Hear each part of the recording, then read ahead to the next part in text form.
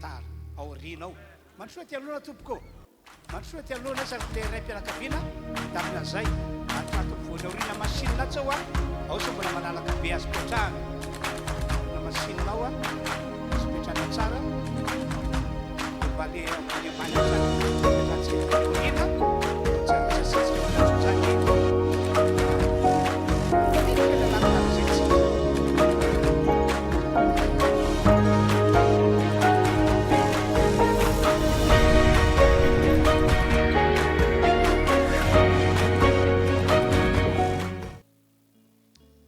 eny ary ry ralasana bavy ry fiangonana tonga manarika ty fotoana ity ho zahay arabaina daholo ianareo rehetra izay tonga ato amin'ity tranon'Andriamanitra ity dia arabaina toy izany ihany koa ianareo izay manaraka fotoam-pivavahana any amin'ny tokantrano misy anareo any amin'ny anaran'i Jesosy ny herin'Andriamanitra ny hiasa eo amintsika tsiraray avy ka raha sanatria misy aminareo zao marary na endrika manao ahoana endrika manao ahoana ny fisehoan'ny aretina sitranina amin'ny anaran'i Jesosy ianareo sitranina amin'ny anaran'i Jesosy ianareo satria ny Andriamantsika efa namoaka fitenenana fa izy no hanasitrana ny marary rehetra ho tanteraka aminao zay mihitsy zany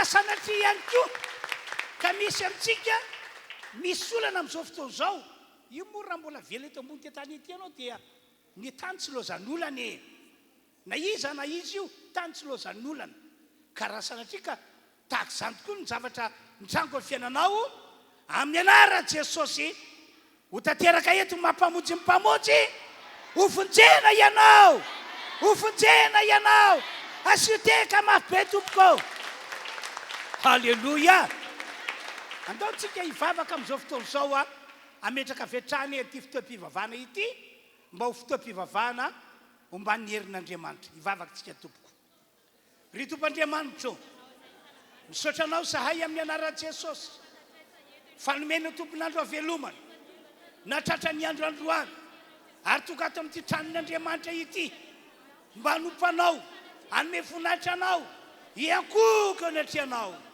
misaotra ry lay izy hatrizay ka ho mandrakizay tompoandriamanitra tsofina rano ho mba mpitahina ty fotoam-pivavahana androany ity ary ho tsapana eto ny herin'ny fanatrianao Jesosy eo ka ny marary ho sitrana tokoa ny manana olana vovonjy arabaky teny ny rehetra ho tahina ary ny rano Jesosy ane ho fefy fiarovana ho anay ka dia hiavaka tokoa zahay ao anatyity fotoam-pivavahana ndray mandeha ity amin'ny anaran'i Jesosy no anaovana izany vavaka izany misaotra tompo amen hitsangantsika dia ho toizantsika ny fotoana amin'ny alalan'ny fiderana hira anankitelo no anometsantsika voninahitra n'Andriamanitra samy mandray anjary ianao entinao milaza fa anompan'Andriamanitra mifonao manontolo tokoa ianao androany alefa azy raitsika mpitiavatana mpitarika fiderana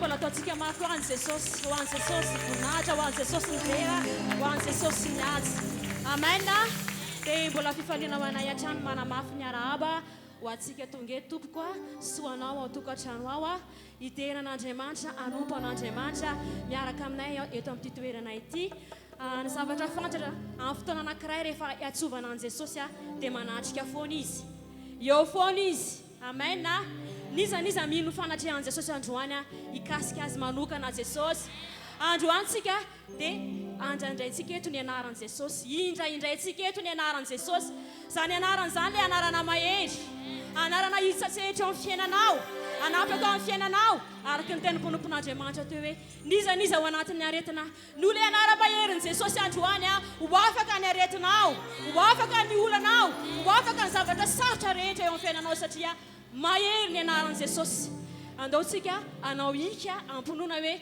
anao ika amponoana ny telotsika hoe mahery ny anaran'i Jesosy mahery ny anaran'i Jesosy mahery ny anaran'i Jesosy andao amin'ny anaran'i Jesosy andaotsika ika amponoana isa roa telo mahery ny anaran'i Jesosy mahery ny anaran'i Jesosy Mahery ny anaran'i Jesosy. Alleluia. Taontsika ambony ty tanana ave voninahitra an'Andriamanitra.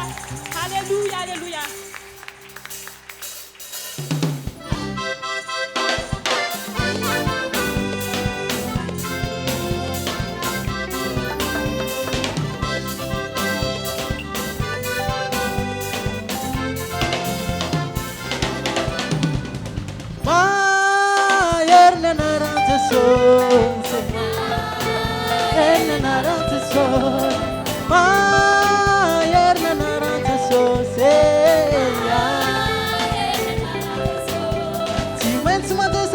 Piazza le narante sonse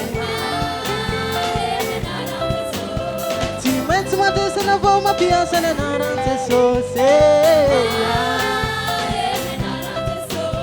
Ma buste puli ravo ma regna narante sonse Ayer le narante sonse Ma buste puli ravo ma regna narante sonse Pagi sinabu gitina amne narante sos Mayer na narante sos Pagi sinabu gitina amne narante sos Mayer na narante sos Mayer na narante sos Mayer na narante sos Baba.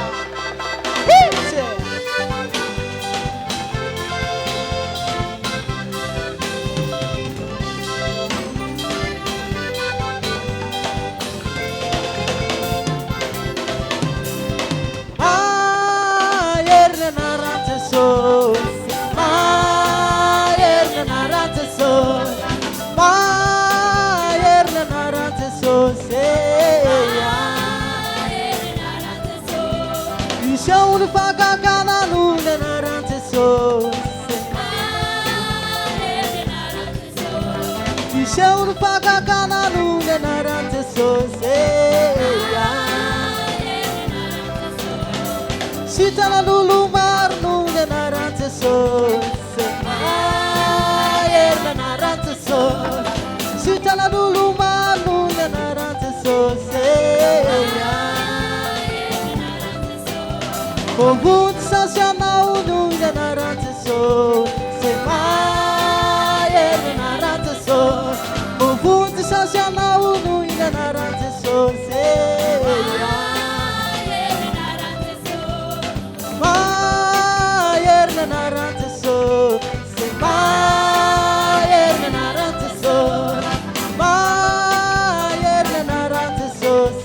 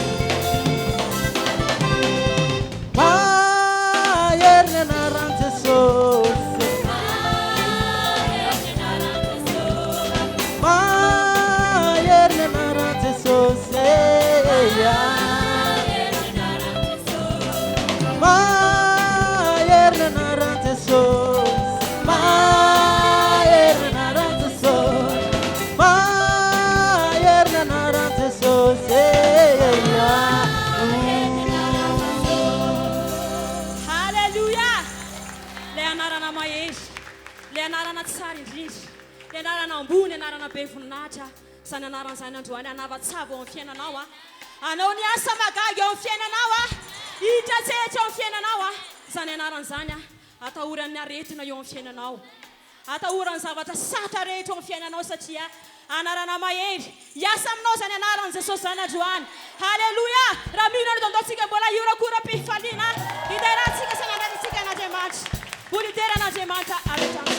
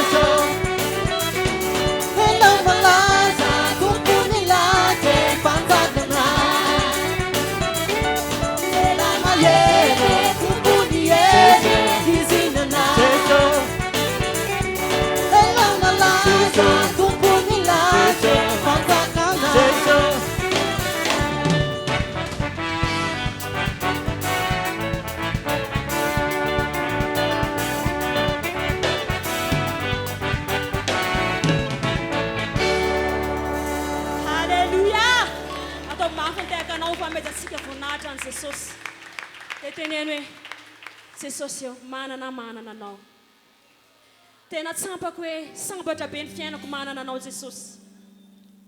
Jesosy eo miankohoka aminao zahay satria tsara loatra ianao na amin'izay ianao ny fananay sambatra zahay manana anao. Ao anatin'izany dia mifatoy anao dia teneny hoe Jesosy eo tena sambatra fa manana anao. Ao anatin'izany fitenenanao an'izany afaka ikoriana ny herin'Andriamanitra, ikoriana rano Jesosy. Le rano Jesosy tsy maina fa lena mitete ao amin'ny fiainanao, mitondra fanasana, mitondra vahaolana, mitondra fandresena. Halleluja Jesosy. Sambatra izay manana anao.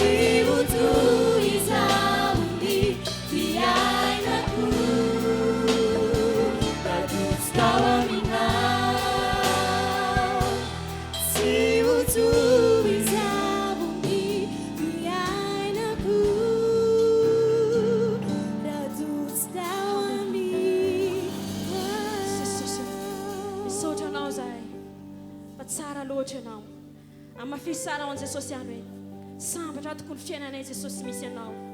Sambatra izahay manana anao. Jesosy eo, misaotra anao. Misaotra Andriamanitra. Misaotra. Ny amin'ity fotoam-pivavahana androany ity izay atrehanao manokana ka izahay tsy raray avy. Tena ndray fahasoavana. Tena ndray fahasoavana. Amen, amen, amen. Amin'ny anaran'i Jesosy. Amen. Maka toerantsika tompoko. Omena ny tompony voninahitra tamin'izay fiarantsika nidera sy nanome voninahitra n'Andriamanitra izay. Matoky isika fa ny Andriamanitra izay nitarika antsika ary nitondra antsika ho avy eto amin'ity androandroany ity dia mangy ny sambatan'olona. Ary araka nambarako terem-boalohany raha sanatria ka misy marary amintsika hositrany eny. zao no voasoratra amin'ny Jeremia 3:30 ho tanterahako ny fanasitranana azy ary ho asiako azy ny fiadanako. Tanteraka amintsika rehetra ane zany. Ary raha sanatria ihany koa hoy aho ka sendra misy olana fiainanao, na olana lehibe io na olana kely io, eto ny tombotsika. Faly izy mahitanao toka eto, ary androany no ambarako amin'ny pasahiny fa mendrika no vonjena ho afaka amin'ny olana ianao. Aoka hitehaka ianareo zay mino, atao mabe ny tehaka. Jesosy, Jesosy, tia anay, momba anay, mandrakizay, sady zany ve. Alleluia! Ny voninahitra dia omena ny tompo ireriany. Amin'izao fotoan'izao tsika dia iroso andre ny tenin'Andriamanitra. Zao no ambaran'ny Baiboly ny tenin'Andriamanitra izay ambara dia aina ho an'izay mahazo azy. Zany hoe ho anao izay mahazo tsara ny dikan'le teny, ary indrindrindrindra fa mandray an'le teny amin'ny finoana, dia tena aina ho anao le izy. Herin'Andriamanitra miasa ho fiainanao le izy. Ary zany no lalana mahatonga antsika tena ho asoavin'Andriamanitra amin'ny tontolo ity. Amen. Amen. Zao ihany koa lazain'ny Baiboly, ny tenin'Andriamanitra izay ambara dia herin'Andriamanitra amin'izay izay rehetra mino. Fa soavana ange zany. Ary ankoatran'izay, ahoana ihany koa ny tenin'Andriamanitra nandefa ny tenin'izy mba sitrany marary.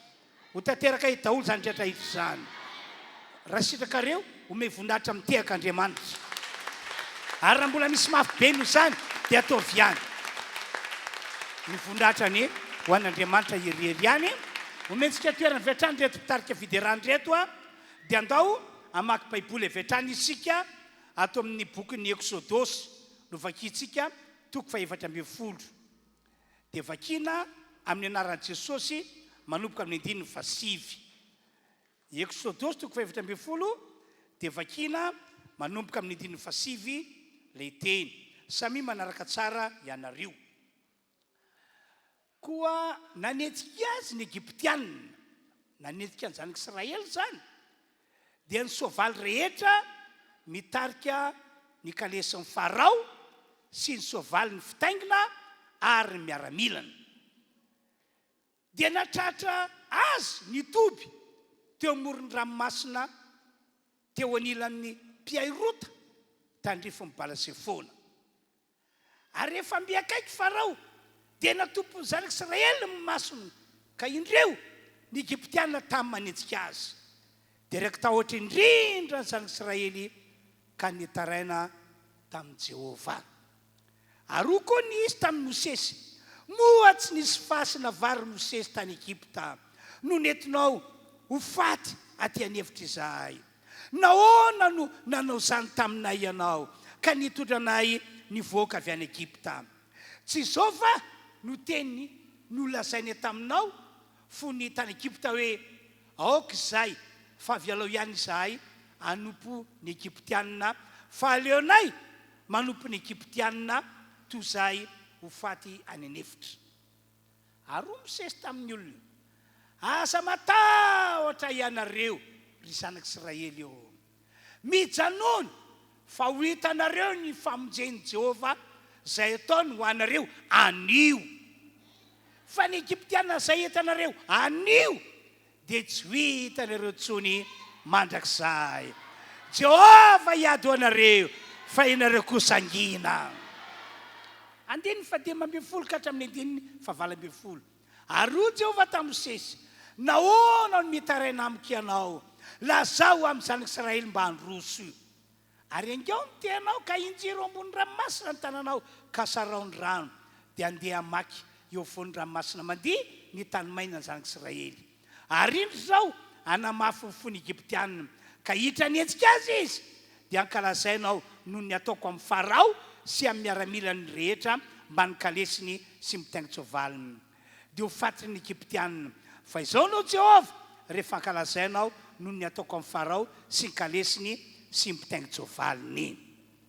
vakitsika indray ny petera voalohany toko faharoa dia iarana manaraka ny vakiteny manomboka eo amin'ny andininy fasivy ka hatramin'ny andininy fafolo vakina amin'ny anaran'i Jesosy petera voalohany toko faharoa manomboka ny andininy fasivy ka hatramin'ny andininy fafolo fa ianareo kosa dia taranaka voafidy fanjakam-pisorona firenena masina olona efa nalain'Andriamanitra ho antenany mba ilazanareo ny atsara ilay ny antso anareo hiala amin'ny maizina ho amin'ny mazava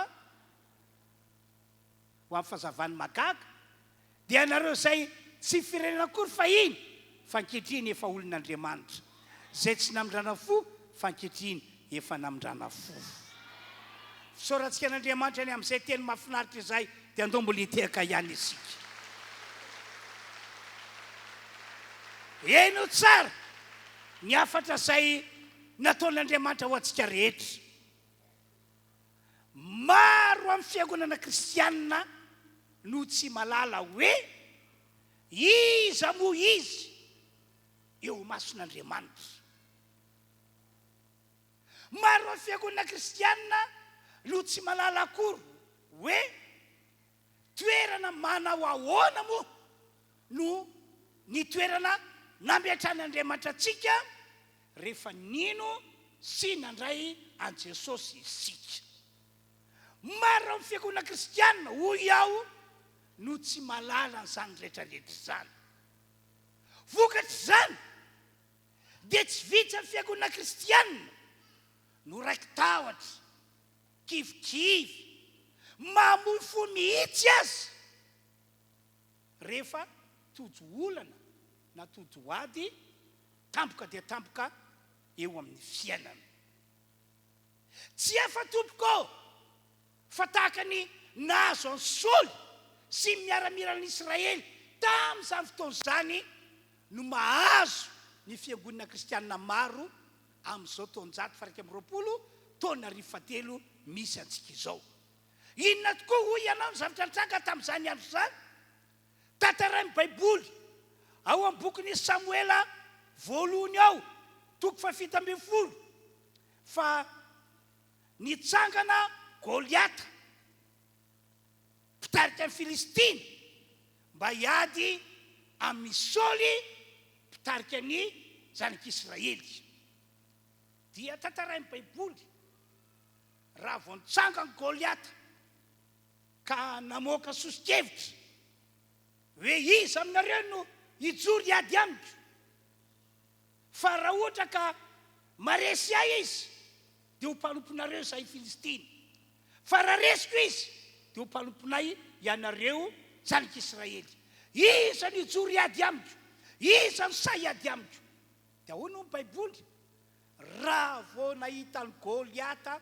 sy nandreo ny feon'ny Goliata Saoly sy miaramila n'Israely rehetra dia tonga dia terakovitra izy rehetra nivadim-po izy rehetra ary tsy hitantsony izay lalako mbana hoe ianatsimo sa ianavaratra fa avy hatrany dia resy tsy niady akory ny zanak'Israely tena mampalahelo be mieritreritra an'izany tena mampalahelo ianao ve olon'Andriamanitra ianao ve vahoakan'Andriamanitra Jehova lay tompo izao rehetra izao Jehova lay mpiady mahery Jehova lay Andriamanitra magaga no Andriamanitra ao kanefa dia tahaka izany ny toetra sianao hoe raiky tahotra varahotsana mivadi-po izany ny nahazo zanak'Israely ary tsy vitsy amin'ny fiangonana kristianina hoy aho no manana fiaina tahaka izany amin'izao vaninandro misy antsika izao andao vakitsika aloha voasoratra ny amin'izany a Samoela voalohany toko 7 dia ny andininy 10 sy 11 ato amin'ny écran no makiko azy ary olona i Filistina izao efa niaiky miaramila n'Israely androany amoa lehilahy iray ao hiady amiko ary raha reny Saoly sy ny Israely rehetra izany tenylay Filistina izany dia nivadi-po izy ka raiky tahotra loatra tsy efa fatak izany akony ny nahazo ny zanak'Israely araka ilay teny soratra masina lovakitsika tao amin'ny bokyny Eksodosy teo. Inona ny zavatra nitranga tamin'izany? Raha niala tany Egypta ny zanak'Israely izay notaria Mosesy, dia niala tany Egypta tsy nandeha irery akory zareo fa niara nandeha tamin'Andriamanitra. Araka rehefa reny tantarako aminareo reny hoe tamin'ny atoandro niara nandeha tamin'ny Andriamanitra tamin'ny alalan'ny androrahoana. Ny alina indray niaraka nandeha tamin'ny Andriamanitra tamin'ny alalan'ny andro hafa. Dia hoy ny Baiboly hoe mba andehana ny zanak'Israely andro alina niala ao Egypta mandra-patokany amin'ilay tany izay nolazain'ny vavan'Andriamanitra hoe omena azy olovana. Dia raha niala tao Egypta izy ireo dia tena azo lazaina hoe tena afaliana, aravona. Angamba dia fijeriko azy tena mpandehanana dia sady mihirahira no mandeha. Tsy tsaroan'izy ireo ny avizanana, tsy tsaroan'izy ireo hoe mbola lavitra ny lalakale, fa dia tena nivoaka tao Egypta tamin'ny hafaliana ry zareo. Velany Andriamanitra ay, hosana, hosana, hosana, aleloia, aleloia, aleloia. Tahaka izany ny orakoraka ny ainan'ireo zanak'Israely. Indrisa nefa nisy fisehoan-javatra tsy nampozina, tsy noeritreretina mitsanga tao amin'ny fiainana. Raha tonga teo alohan'ny ranomasina mena ry zanak'Israely, dia nitoby teo alohan'ny ranomasina mena, nandinidinika sy nieritreritra hoe ahoana no ataontsika mba hiampitana ty ranomasina mena ity. Fa ity zao ny ady goavana atrentsika eto. Raha mbola nidinidinika indrindra ny zanak'Israely, tapoka tsy nampozina. Nireny ny Egyptianina, notarian'ny Farao, miaraka amin'ireo miaramila be dia be, miaraka amin'ireo fitaovam-piadiana be dia be, toy ny kalesy sy soavaly, tonga mba hamabo zanak'Israely manoloana ny ranomasina mena. Dia inona ny tranga hoy ianao? Avy hatrany dia raiky tahotra ny zanak'Israely rehetra. Tonga dia nivarahotsana, kifta niteraka, ary ny tena raharaha dia nomentsiny mihitsy Mosesy. Nokianiny Mosesy mpitarika. Nieritreritra izy ireo hoe diso laly ianao ry Mosesy, tsy nety fitarianao ry Mosesy, nahoana nentinao faty aty anevitra izay ry Mosesy. Be dia be mihitsy ny fiatsika azo lazaina hoe nampalahelo naseho ny reto zanak'Israely tamin'izany fotoan'izany. Ry fiangonana manarika ity fotoam-pivavahana ity, ny ato zany rehetrarehetra izany, na ny nahazo any Saoly sy miaramila n'Israely, na ny nahazo ny zanak'Israely teo alohan'ny ranomasina mena izay nitongavany Egyptiana tapoka dia tapoka, ny ato zany rehetrarehetra izany satria tsy fantany hoe na hoe adininy ihany koa hoe iza moa io Andriamanitra izay hivavahantsika sitrapontsika io. Adininy tsy fantany hoe tatahaka ny ahoana ny toerana nametran'Andriamanitra antsika amin'izao maha olon'Andriamanitra antsika izao. Be dia be mihitsy zany kristianina tahaka izay mihitsy zavatra manjo azy, tsy fantany hoe iza moa ao eo ny atrean'Andriamanitra. Toerana tatahaka ny ahoana no nametran'Andriamanitra azy satria zao mino an'i Jesosy, zay efa nandrain'i Jesosy. Ka rehefa tsy fantatrao ny toerana, tsy fantatrao iza moa ianao, na hoe tsy fantatrao ny toerana nametran'Andriamanitra anao, dia normalina be raha ohatra ka tahaka ny nahazo an'i Saoly sy miaramila n'Israely no mahazo antsika fiangonana kristianina amin'izao vaninandro zao. Normalina be raha tahaka ny nahazo ny zanak'Israely izay nitongavana Egyptianina tapoka teo amoron'ny ranomasina mena, tahaka raiky tahotra sy nivadi-pory zareo. Dia normalina be raha ohatra ka tahaka izany ihany koa mahazo antsika fiangonana amin'izao vaninandro izao. Fa ny tena raharaha ihany koa dia ity, rehefa tsy fantatrao tompoko hoe iza moa ianao eo anatrehan'Andriamanitra ilay nahary lanitra sy ny tany, hoe iza moa ianao eo anatrehan'Andriamanitra ilay antsoina hoe andriamanitra rainao ankehitriny. Rehefa tsy fantatrao toerana nameatran'andriamanitra anao zay efa tonga ao am' Jesosy, zay efa nandray an' Jesosy, raha tsy fantatrao zany, raha tsy fantatrao zany, dia zany no lasa occasion ho an'ny divoly entina mampahory sy mampijaly antsika kristianina. Divoly ange ry havana malalaka efa mahafantatra fa efa voaringana ry zareo tamin'ny alalan'ny fahafatesan'i Jesosy teo ambony azy fijaliana. Efa fantany zany, tena fantany zato isan-jato ny fahamarinany zany. Efa fantany ihany koa hoe isika zay mino an' Jesosy, nandray an' Jesosy, isika zay mino an' Jesosy maty teo ambony azy fijaliana, mino fanalevina Jesosy, mino fanjakany tamin'ny maty Jesosy, mino fa efa mipetraka tanaka van'Andriamanitra Jesosy. Ho antsika zay mino zany dia fantatra ny devoly fa mpandresy tahaka an' Jesosy, ary fantany hoe ry zareo devoly dia efa resy tanteraka, resitsika.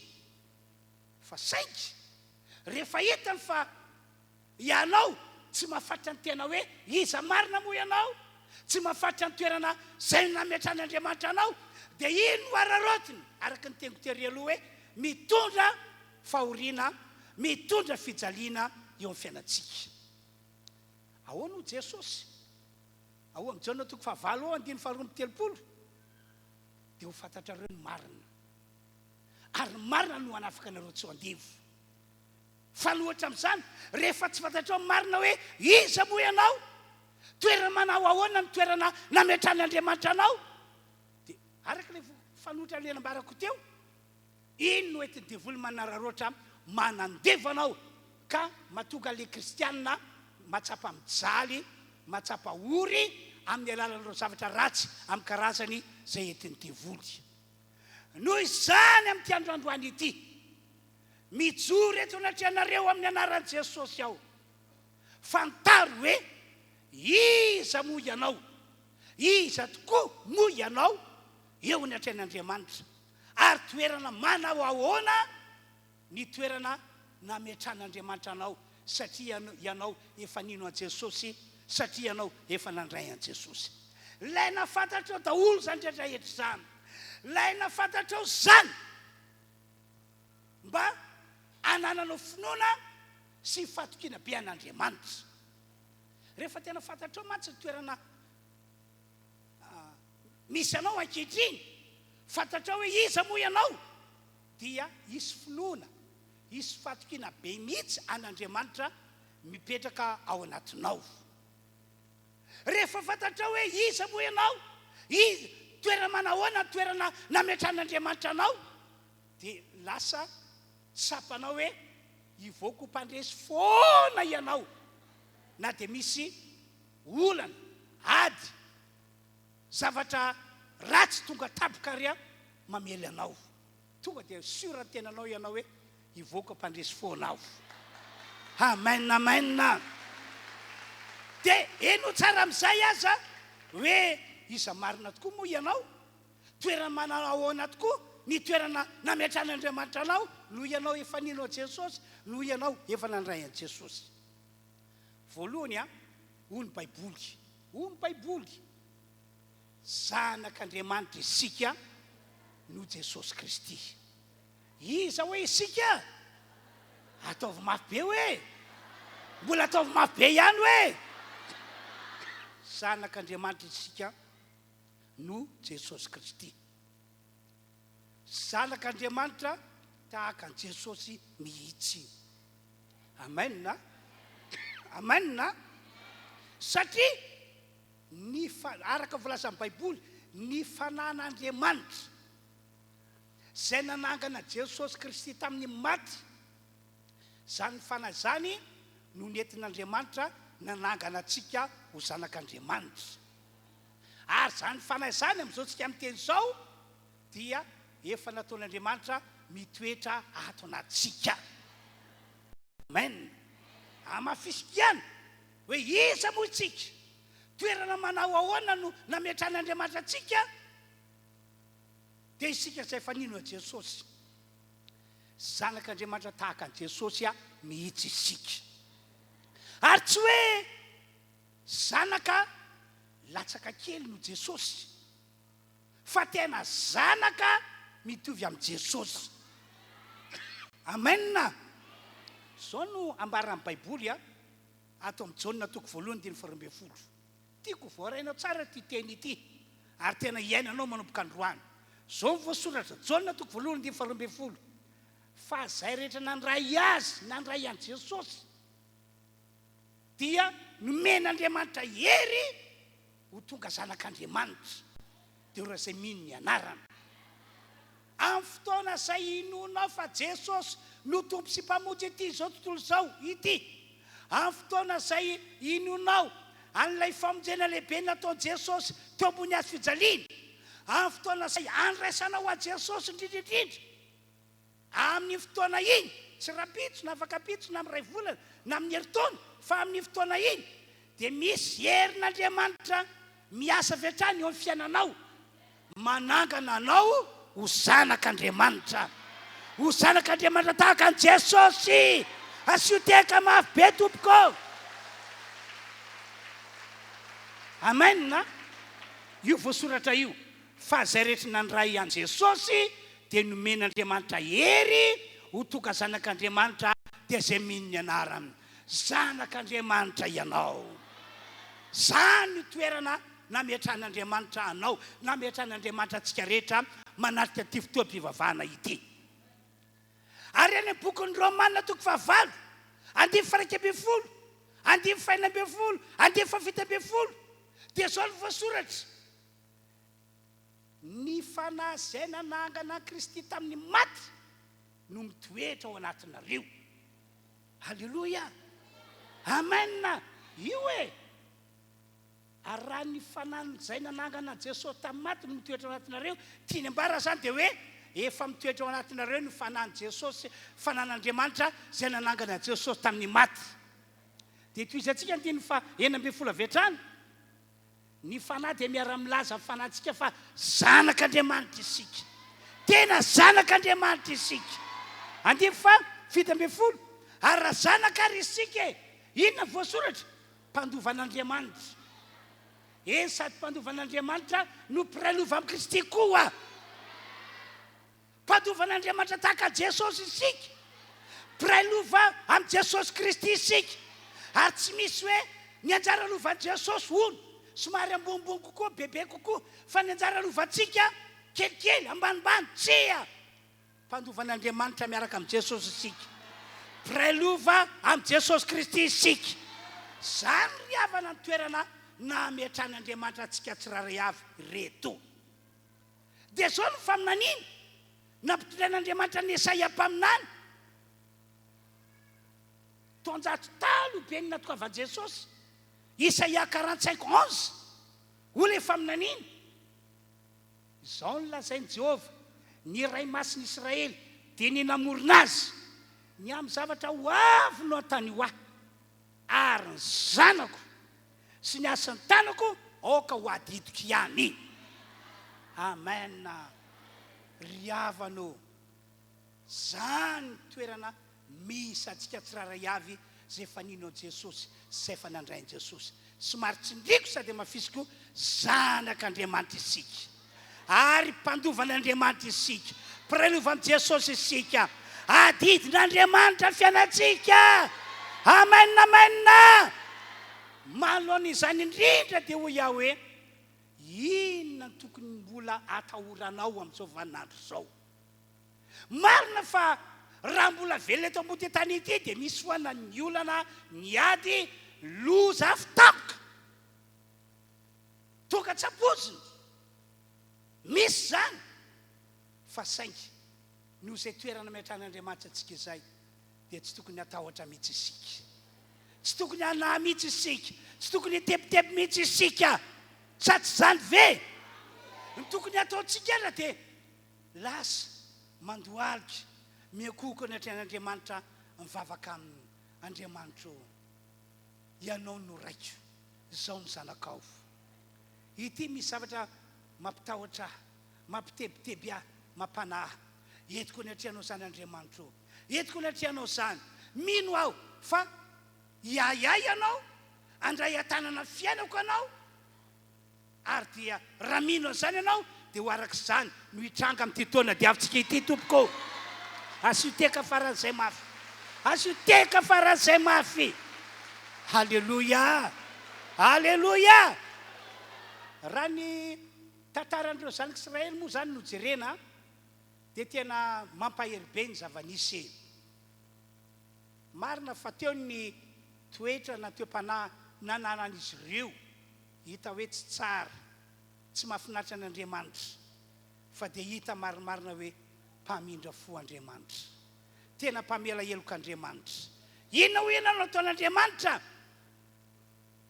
tamin'ny fotoanany seholin'ny olana tampoka iny nasehon'Andriamanitra hoe zao no Jehovah-Andriamanitra reo ary anareo dia oloko no zany aza matahotra anareo i Andriamanitra fa ny Egiptiana zay hitanareo anio hitany voamasonareo tsy hitanareo tsony mandrakizay dia somary gagagaga ihany hoe inona fa ahoana tokoa hoe tsy hitanareo tsony mandrakizay ve dao fa ho hitantsika eo zany ny famarinana zany dia inona nitranga nasehon'Andriamanitra fa izy tokoa no Andriamanitra tsy tompon'izao rehetra izao Andriamanitra mandraindraikitra ny zanak'Israely avy hatrany le ranomasina mena no ny herin'Andriamanitra magaga tonga tany maina dia afaka nipita ny zanak'Israely ny Egiptiana indray mba nitetateta hoe andao mba hidirantsika vao niditra teo izy hoy ny baiboly hoe naverin'Andriamanitra tamin'ny lohany ranomasina dia indro letitra tao anaty ranomasina daholo izy rehetra tsy misy ady anankiray azy na olombelona na biby nampiasaina ho fitaovana entina miady amin'ny zanak'Israely enina dia ireo fitaovana tonokalesy aza dia nalevin'Andriamanitra tao anaty ranomasina mena daholo raisy zany tantara zany ho tantara tian'Andriamanitra ho amarinao amin'ny fiainanao amen zanak'Andriamanitra ianao sarobidy amin'Andriamanitra ianao tsy adinin'Andriamanitra amin'ny fisianao raha manaiky an'izany ianao dia hita voninahitr'Andriamanitra miasa eo aminao amin'ity taona diavintsika ity tompoko faharoa hoy ihany koa ny baiboly ilay nivakiana tery aloha petera voalohany toko faharoa andiny fahasivy-folo hoy ny voasoratra fa ianareo kosa ianareo izay fanino an Jesosy sy nandrain Jesosy io tiany lazaina io ianareo dia taranaka voafidy ianareo fanjakam-pisorona ianareo firenena masina ianareo olona efa nalain'Andriamanitra ho an'ny tenana nalain'Andriamanitra nysotomin'Andriamanitra teto amin'ity zao tontolo zao ty mba ho azy dia ity ihany koa mbola mampahery ampiakaranao amin'ny andininy fafolo ianareo izay tsy firenena akory fa iny tsy firenena akory fa jetilizy olona zao tontolo zao mpanompo sampy presaka tamin'ny fanany maty sisy ankehitriny efa olon'Andriamanitra ianareo taloha ianareo hoy ny afatra nety Petera olona tsy nahazo famindram-po satria olona lavitra an'Andriamanitra tany ivelona valan'i Jesosy fa ankehitriny no Jesosy dia mahazo famindram-po amen na te fatokavana hoe teo ankeza dia profo mitoka amin'ny tenda fa tena nomen'Andriamanitra famindram-po ianao e amen zany ny toerana mehatran'Andriamanitra antsika io fa nampy zany dia izao hoy baiboly hoe ianareo reo no Jesosy Kristy dia antsoina hoe taranak'Abrahama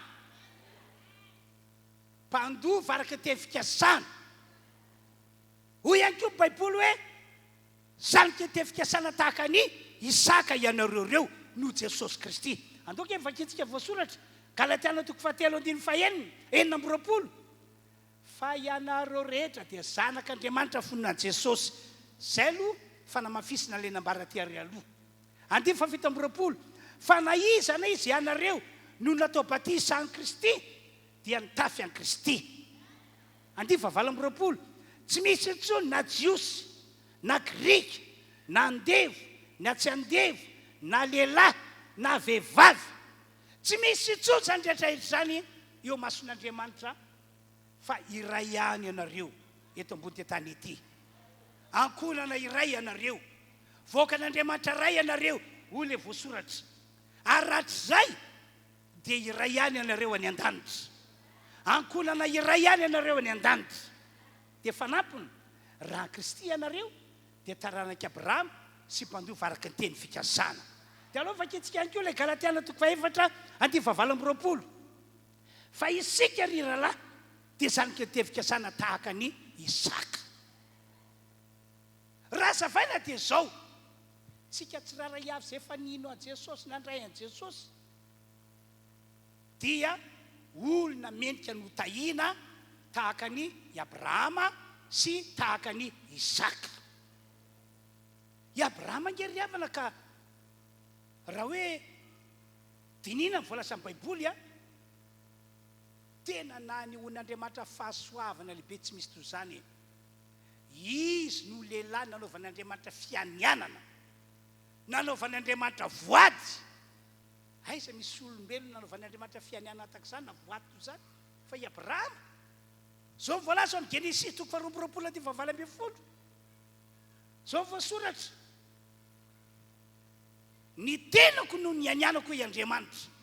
Satria nanao izany zavatra izany ianao, satria nanaiky ny teniko ianao, satria nankatao ny teniko ianao. Ny zavatra nankatako taminao dia tsy nampirorosaina anao fa tena naiky anao zato isan-jato.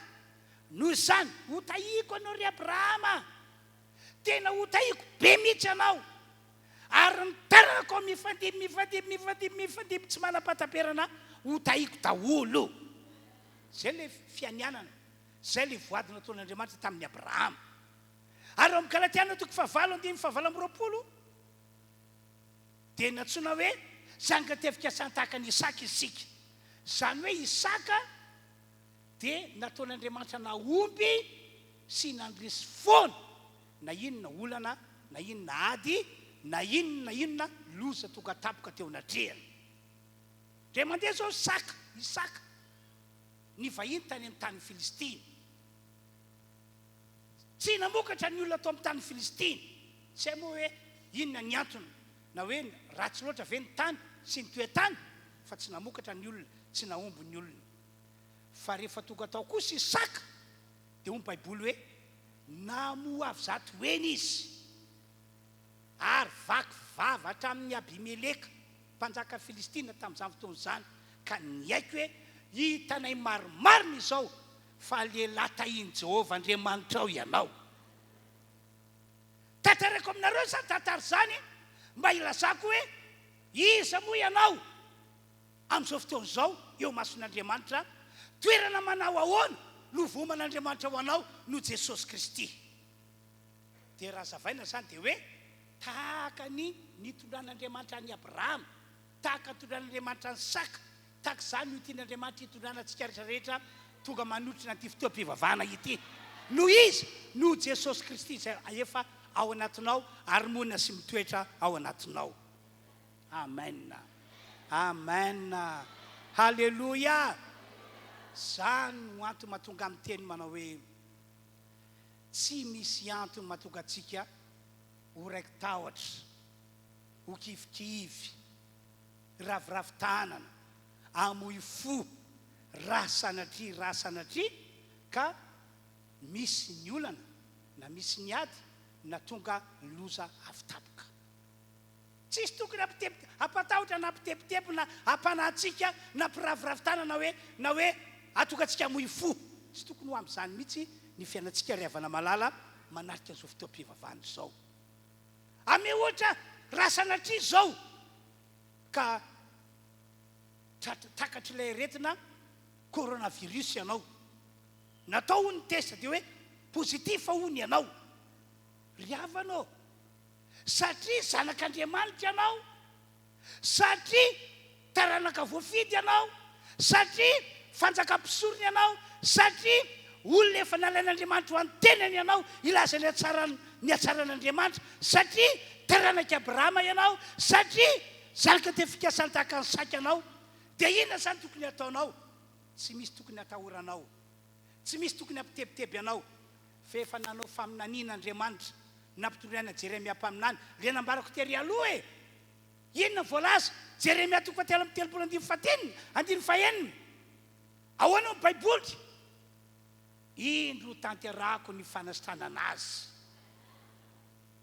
zay zany faminaniana ary ho asiako azy ny fiadanako amen amen androany zao dia azon'Andriamanitra ho amarininy zany ho sitrana ianao hiala aminao ny aretina isorako Andriamanitra moa fa betsaka nge zay olona narary zay betsaka nge zay olona narary zay narary ny aretina amin'ny karazana na narary ny Covid-19 mihitsy tonga tao amin'ny broko tao fa nasen'Andriamanitra hoe zao no Andriamanitra ka aza matahotra aza mitebiteby aza manahy fa hivavako anao mipalopoko dia ho avy aho anamarina ny vavaka ao ataony dia ho sitrana ianao karaha misy aminareo marary matoky amin'ny androandroany ity no zay toerana nametran'Andriamanitra anao zay metrika ho sitranina ianao ary manoloana ny olana misy eto ambony tany amin'izao taonjato faraika amin'ny 20 taona RHEFI misy antsika zao zao mihitsy ny fotoana isehon'ny olana isehon'ny ady zao mihitsy ny fotoana isehon'ny zavatra tsy ampozina entiny devoly mamely antsika fa zao ny teniko aminareo aza matahotra aza manahy aza mitebiteby amen satria ny Andriamanitsika efa nampanantena fa zany ianao dia avy alao ho adidiko sy ho andraiko triana amen tian'Andriamanitra ho taina tahaka ny Abrahama ianao tian'Andriamanitra ho taina tahaka ny Isaka ianao ary ilay izy tsy hoe amin'ny taona ho avy na amin'ny 2 taona amin'ny 3 taona fa androany dia azon'Andriamanitra ho amarininy zany raha mihinana dia mity hafa faran'izay mafy be aoka iorakoraka faran'izay mafy be tompoko amen fa ity ihany koa misy andinitsorotra masina zay mba tiako zaraina aminao manokana nampahery azy izy ity ka tiako ho voarainareo Kolosiana 2:2-10 Kolosiana 2:2-10 zao no voalaza ao fakina amin'ny anaran'i Jesosy ilay teny Kolosiana 2:2-10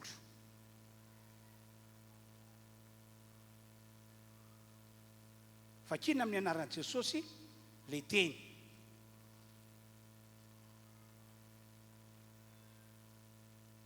ary nesorony Jesosy tsy hoe ho amin'ny tenany devoly ny fanapahana sy ny fahefana ary no ny azo fijaliana dia nasehony miariary ny fitondran'ireo toy ny fanaony izay avy nandresy eno tsara fanazavana etiko anareo rehefa nahary ny olombelona Andriamanitra dia nametraka azy tao amin'ilay antsoina hoe saedena dia io olombelona zay noharian'Andriamanitra ary napetrana tao amin'ny saedena io nomen'Andriamanitra fahefana sy fanapahana amin'ny zavaboarin'Andriamanitra rehetra ary hatramin'ny devoly aza dia ananany olombelona fahefana sy fanapahana dia indrisany efa fa noho tsy fitandremana zanak'olombelona dia voafitaka ny devoly ny olona lavo ny olona voafingana ny olona ka rehefa hitany devoly fa nanota ny olona lavo ny olona voafingana ny olona tafasaraka tamin'Andriamanitra ny olona dia avy hatrany inona nataony devoly lay fahefana sy lay fanapahana nomen'Andriamanitra azy ino ny rombahany voalohany nalainy teo an-tanan'ny Adama sy Eva dia zany no netiny devoly ny fe an'ity zao tontolo zao ity dia lasa teo an-tanan'ny devoly zany fahefana sy ny fanapahana an'izao tontolo zao profon'izany ndray mandeha Jesosy raha nandalo fizan-toetra lehibe tena lehibe mamay dia mamay dia hoy ny devoly taminy tanao zao tontolo zao sy voninahiny jereo ny famirapiratany raha miakoka tena treko ianao dia omeko anao zao tontolo zao sy voninahiny lioko toko faefatra amin'ny tantaran'izany satria zay tiako mena azy no meko azy fa efa nomena matsy ny fahefana sy mifanapahana ty zao tontolo zao ty azo zana hoe nandanga ihany ny devoly raha ny teny an'izany kanefa toa marina ihany koa ilay nolazainy hoe efa nomena ny fahefana sy mifanapahana satria rehefa lavo zanak'olombelona tonga dia mibaradaka resy izahay dia indro ary tia nangatanareo indro fahefana omeko anareo indro fanapahana omeko anareo tsy afatakandreny olona azo mipangalatra azo mpanetaka tamin'ny tsy nampoziny reny rehefa tratra ny tsy nampoziny ianao tonga le mpanetaka tonga le mpangalatra ainasa vola vola tetiavinareo ity ga iny ihany volany ay tiako mbola misy ty iny ato miborona mihitsy ianao aiza ny telefony ity aiza le taxao ay peratra ity tonga dia nomenao dia tomarina ihany teny devoly hoe fa nomena le fahefana sy mifanapahana fa raha tena marina tena nangalarina teo antany any Damaseva le fahefana sy mifanapahana fa isaorany Andriamanitra tena misaotra azy isika ary zay matoka atsika tena mila mahafantatra ny marina hoe iza moa ianao ary toerana manao ahoana ny nametrany Andriamanitra anao no Jesosy Kristy zay efa ninonao sy zay efa niraisinao lay mivakina teo ihany Kolosiana 4:20 noho ny amin'ny Jesosy ny azy fijaliana dia tonga teny amin'ny devoly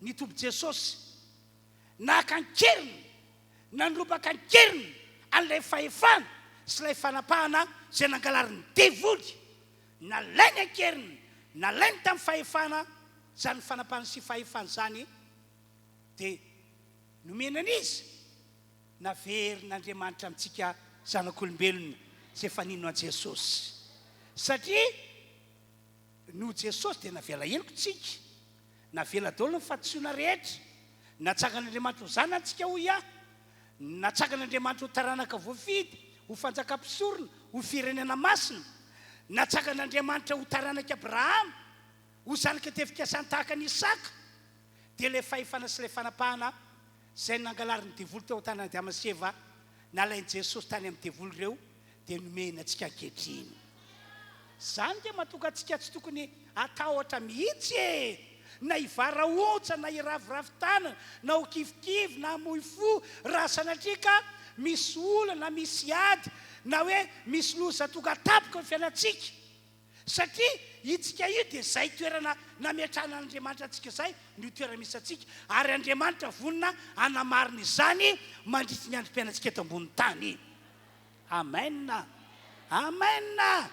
halleloia ity zao ny zavatra anankiray tsikarotro raha vao nandre filazana avy any amin'ny plazany toetrandro ny malagasy teto Madagasikara hoe misy cyclone fara zay mahery vaika be ony miala eny ambadibadika any zao ny asa nataony tany Maurice na tany La Réunion ny akamaroany ny olombelona ireo dia mivaraotsana nagofotra hoe tena lozy ty aiza ny tany ele aiza ny tany ombana ahoana no atao varaotsana tsy latsy vavy varaotsana fa zaho kosa nefa nandrean'izany isaorako any Andriamanitra zay le tena fahasoavana nomen'Andriamanitra ny olona zay efa nandray an Jesosy tsy natahotra aho tsy nitebiteby aho satria fantatro ilay Andriamanitra fantatro ny toerana nametrahany aho dia nataoko ny vavaka tao anatrany Andriamanitra ary ny akamaroany fotoanako nanomboka tamin'ny fotoana nandrenesiko ny fisiny cyclone teo amin'ny toerana io dia teo foana ny vavaka ary ny vavaka ho antsika fiangonana kristianina ary tsy hoe ho antsika fiangonana kristianina ihany fa ny vavaka ho an'ny Madagasikara ho an'ny vahoaka malagasy halleloia mba hamindra fo Andriamanitra anisan'ny tombavaka natao tamin'izany na ny atanako ny maro dia hoe na inona zavatra ratsy ny ainany malagasy, zavatra ratsy tsy nakasitran'Andriamanitra nataony, Andriamanitra mamindrafo ianao, mamindrafo ianao, mamindrafo amin'ity Madagasikara ety ianao. Mivavaka izay ho levona any amin'ny ranomasina any ny cyclone Batsiray.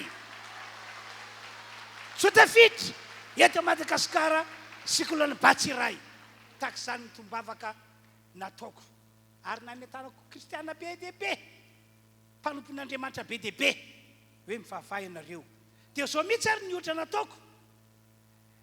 Ny na dia efa kely ary ny Egyptianina mba handeha hamabo ny Israely hanao mission ratsy eo aminy, dia tsy navelan'Andriamanitra havita mission tamin'izany Israely ny Egyptianina. Fa inona ny fiavarany? Ny olona vonin'Andriamanitra tao anaty ranomasina mena izy. Dia ho iaho hoe mino ianareo fa ho tak'izany ho iaho ny anjoan'ny Batsiray.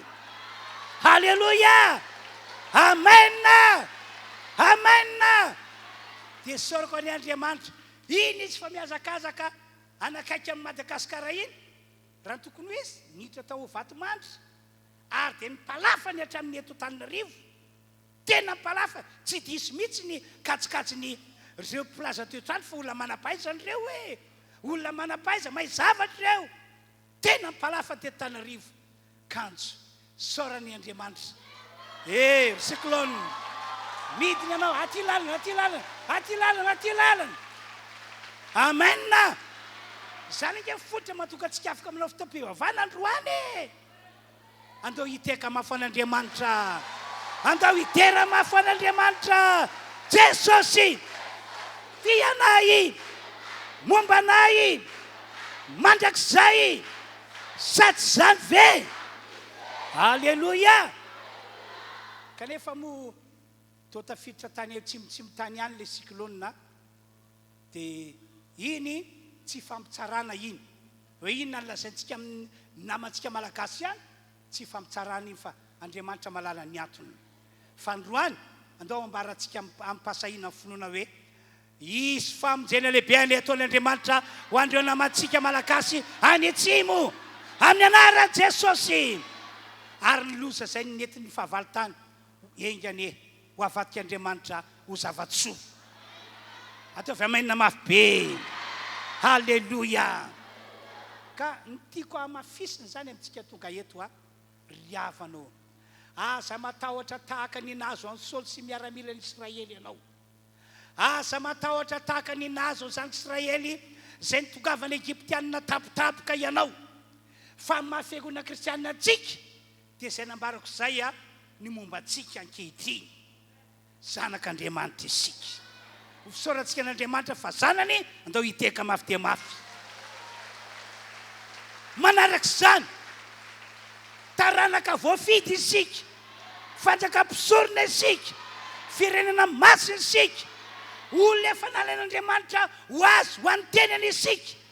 Ho fisaorantsika n'Andriamanitra ny amin'izany toeram-pahasoavana izany, andao mbola hiteka faran'izay mafy dia mafy ihany. Fanampin'izany ihany koa taranaka Abrahama isika, zanika tefika santaka ny Isaka isika, ilay fianianana, ilay voady nataon'Andriamanitra tamin'ny Abrahama sy ny taranany, natao raisitsika rehetrarehetra fiangonana kristianina no Jesosy Kristy. Ka dia mafisiko hoe aza matahotra, aza manahy, aza mitebiteby, aza mamoy fo, fa mijoroa amin'izay toerana nametran'Andriamanitra anao izay ianao. Sady zany ve? Sady zany ve? Asiteka faran'izay mamperiavana malala. Raha mbola misy mafy no zany dia ataovy ihany. Dia ny afatra farany angamba dia ity, aza miemotra mihitsy ianao faoka androso foana. Mampahery be nge ny teny nataon'Andriamanitra tamin'ireo zanak'Israely. Zao aloha ny teny nambara Mosesy, aza matahotra ny Egyptianina ianareo. Tsika ihany koa zany aza matahotra ny olana, aza matahotra ny ady, aza matahotra izay loza avy tapoka. Zao ny teny natao Mosesy, ny Egyptianina izay hitanareo anio dia tsy hitanareo intsony mandrakizay.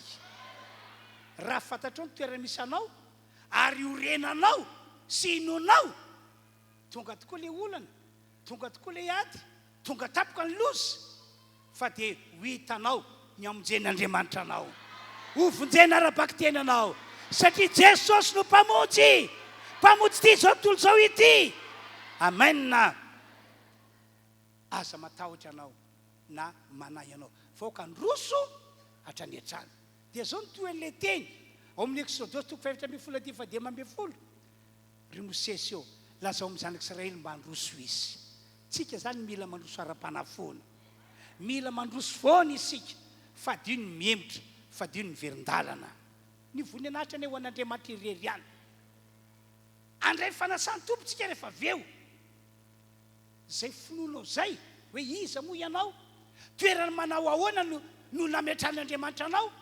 Raha rahanao fandraisa fanasany tompo izany dia tena inoko riavana, fa tsy handalo fotsiny ty taona diavintsika ity, fa tena ara-baka teny ahitan'Andriamanitra sy ny heriny ary ny voninahiny anao. Tanteraka aminao zany, tanteraka aminao zany, ho tanteraka zay manao amen mafy be. Amen, amen.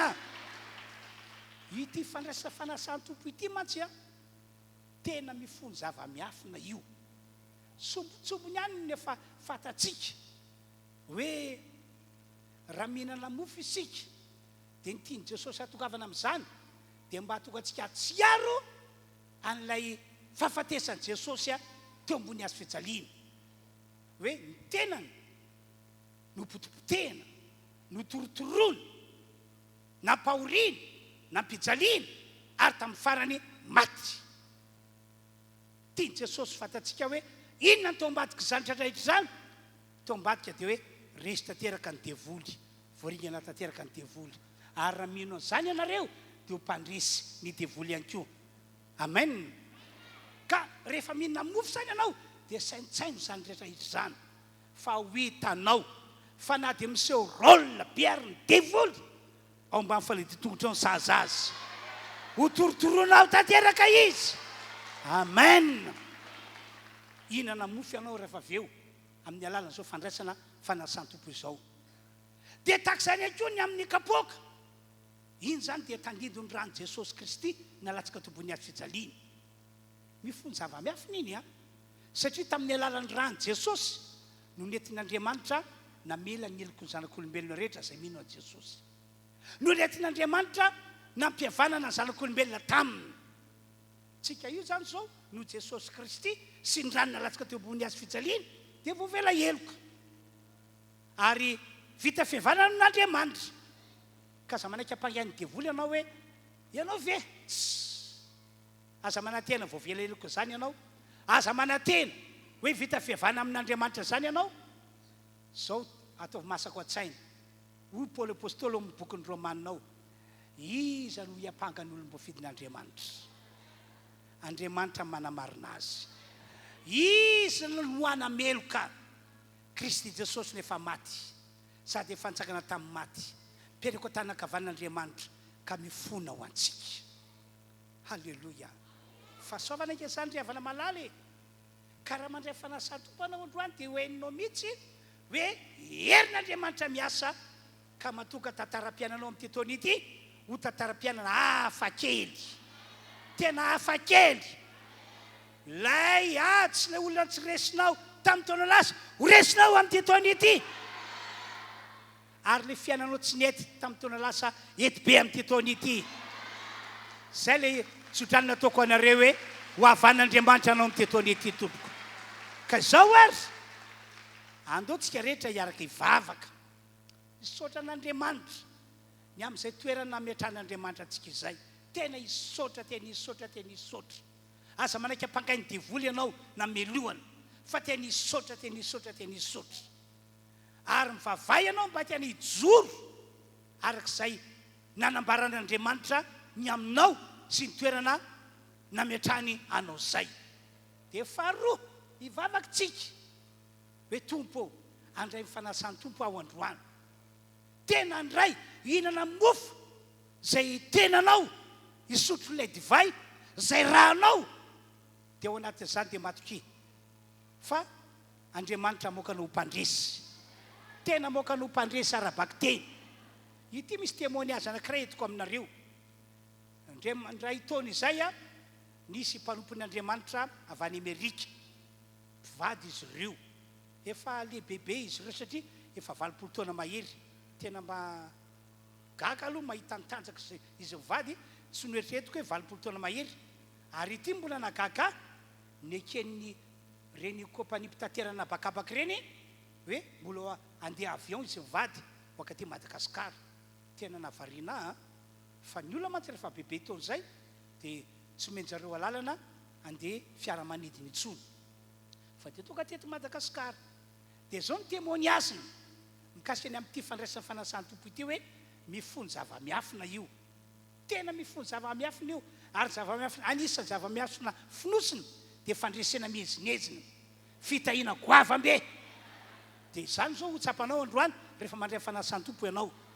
Dia zao no tantarain'izy mivady.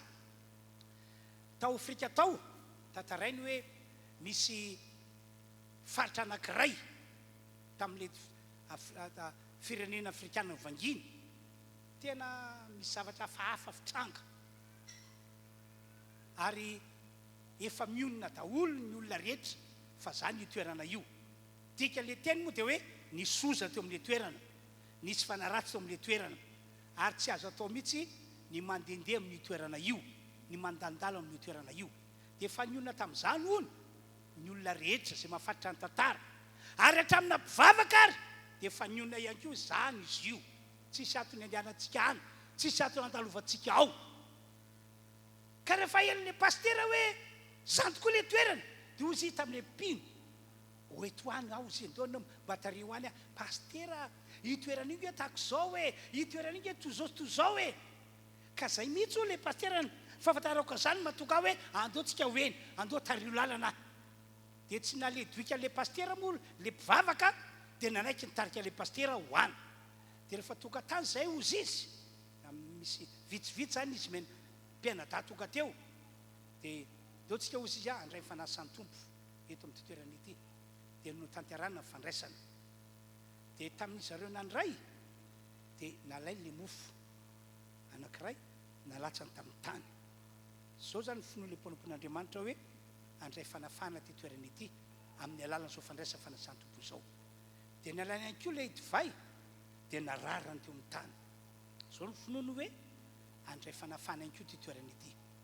Akory zava-mahagaga ry havana araka ny témoignage natao taminay fa taorinan'izay fa mangily le pastera ny toerana io nanaova fandraisana fanasany tompo dia tonga dia mivatateraka ilay famatorana natao amin'ilay tanàna. Niova be ilay tanàna, lasa toerana falen'ny olona rehetra. Nefa taloha tsy saky ny olona andehanana mihitsy fa misy loza mipetraka raha mitetateta ho any amin'ny toerana iny ny olona. Za manokana rehefa nandren'izany fitorina vavolombeny izany dia resy lahatra hoe mifony zava-miafina fandraisana. Ka andro atsika averiko indray andeo tsika araka hivavaka hisaotra an'Andriamanitra no izay toerana nametran'Andriamanitra antsika izay tao amin'i Jesosy Kristy. Ary faharoa dia hivavaka tsika dia andray fanasany tompo dia finoana no andraisana fanasany tompo hoe aoriana ny finanako aty mofo ity na ny finanako ny fisotrokony ny kapoaka dia hisavatra hitsimbatika ny tantara-piainako. Le olona resy fahiny toka mpandresy, le olona resy fahiny toka mpandresy ho tanteraka amintsika rehetra izany. Andeo tsika hitsangana tompoko, andeo hitsangana dia hivavaka hisaotra an'Andriamanitra isika. Ho anareo kosa zay efa voatendry hizara fandraisana avy hatrany dia makanisa aty anoloana ity fa hivavaka avy hatrantsika rehetra azy. Andao Tompoandriamanitra, rilay izy hatrizay ka ho mandrakizay isaorana anie ianao Andriamanitra tsy toa, isaorana anie ianao ilay Andriamanitra magaga, omem-boninahitra mandrakizay anie ianao. Misaotra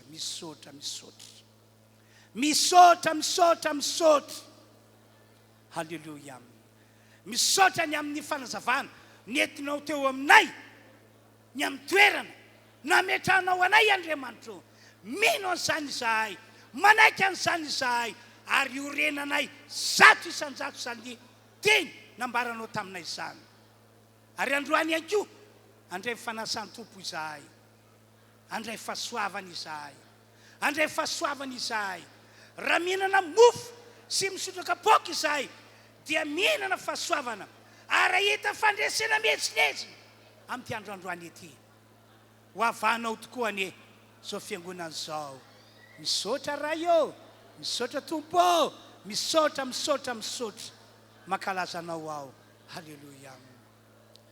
O ny rany Jesu, o ny rany Jesu, o ny rany Jesu. No manadio ahy. Mbola veritsika ihany zany zany. O ny rany Jesosy.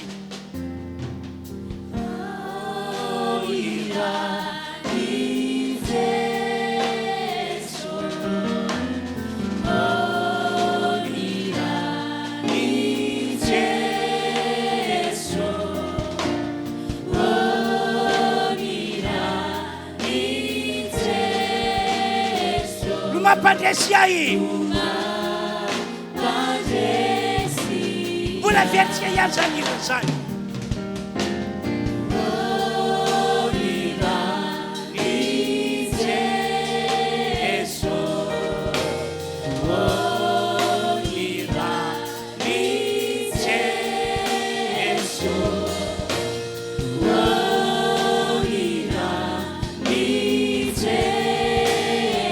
Manafakay.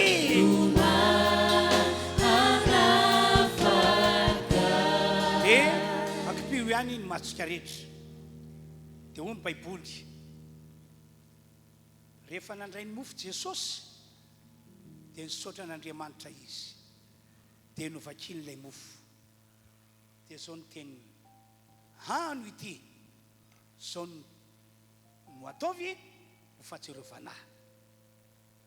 Zao nataovy ho fahatsiarovana an'ilay fahafatesana, dia ilay fahafatesana anjoahy tobony azo fijaliana. Raiso eny an-tananareo ary ny mofo. Ary ho anareo izay tsy hitondra mofo, angatana mba handroso ety anoloana haka ny anjara mofonareo. Tompoandriamanitro,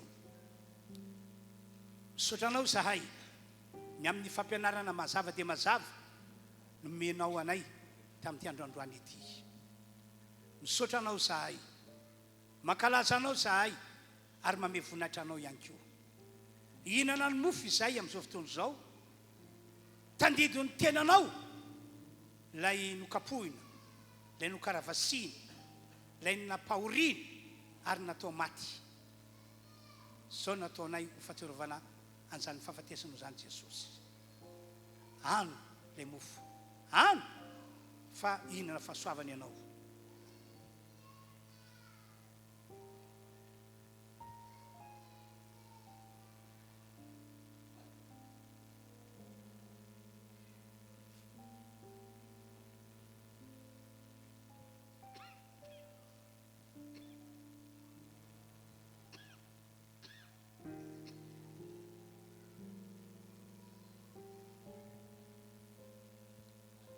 Dia araka izany ihany koa ny kapoaka, nirasin'i Jesosy ilay kapoaka, dia zao ny teniny, ity kapoaka ity ny rako, amin'ity ny rako, izay nalatsaka ho famelan-keloka, ho fampihavanana anareo amin'ny Andriamanitra ray. Sotronareo ity, dia rehefa andraisin'ny mpianatra dia sotro ny tompo. Ry havana, androany raha isotro amin'ny kapoaka ihany koa ianao, dia ho hitanao ny fiasan'Andriamanitra lehibe eo amin'ny fiainanao.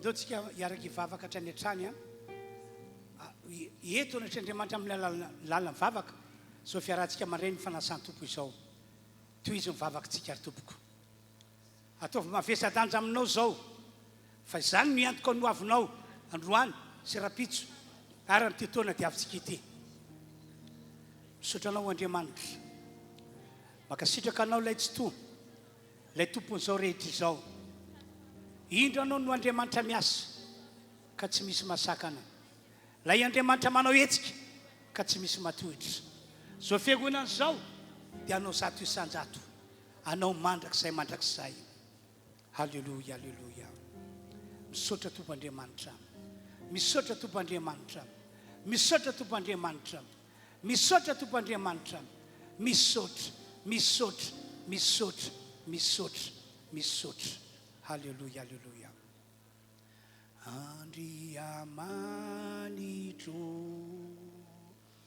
Andriamanitro miantso anao dia iaonamina hatramin'ny maraina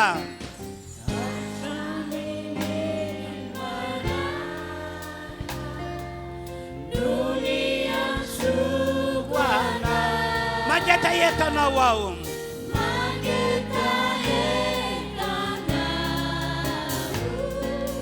sany fanay Andriamanitro Andriamanitro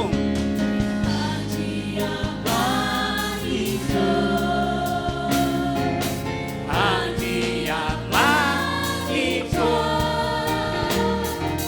miantso anao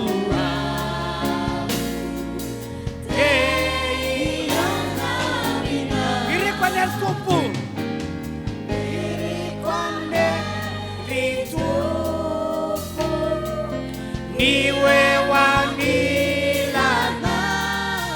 ibanjy isan'andro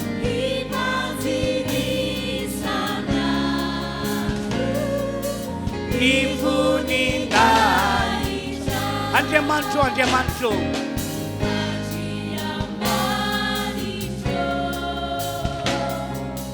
Andriamanitro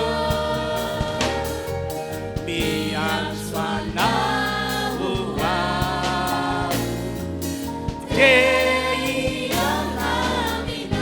Nitara masoandro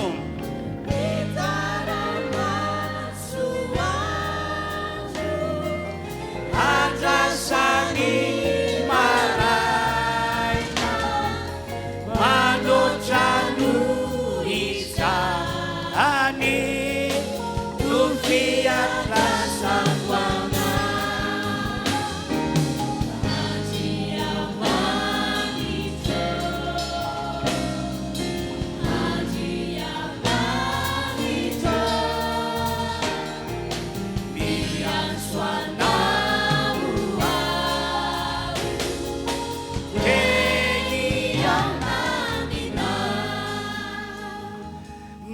Tanika rakaina umeni urana ni fukumi tara aina fakea itana Andriamanitro Andriamanitro miantso anao dia ianamina misaotra ray malala fa vita somatsara ny fotoam-pivavahana izay nitondranao anay teto amin'ny toerana ity tamin'ny alalan'ny rafiderana tamin'ny alalan'ny toroteny tamin'ny alalan'ny fandraisany tompo ka dia miondrika eto anatrianao misaotra sy makasitraka anao zahay ary mame voninahitra anao mandrakizay amin'ny anaran'i Jesosy amen deo hiteka mafy dia mafy isika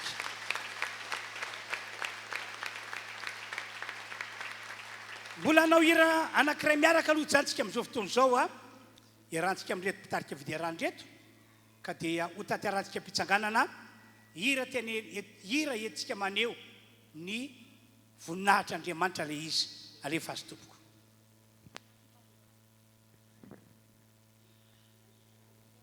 Alleluia. Mihina fa ianao ilay olona tsy matahotahotra tsony sa tsy izany ve? Manoloana ny zava-misy rehetra da aza matahotahotra izany. Sady tsika koa manompo Andriamanitra mahavita azy sa tsy izany ve? Mahavita azy ny Andriamanitsika. Dia raha manompo azy tsika mahavita azy koa ianao. Sa tsy izany ve? Dao tsika idera samy voninahitra an'Andriamanitra rehetrany.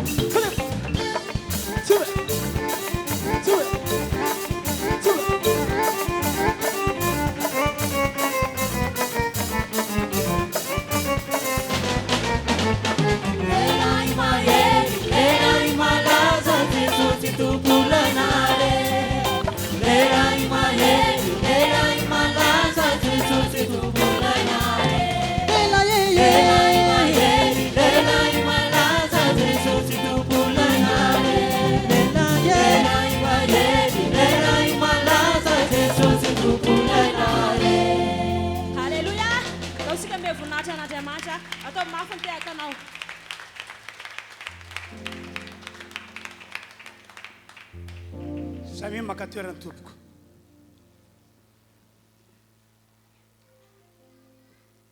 Toy izao zany ny filazana izay ambarantsika rehetra.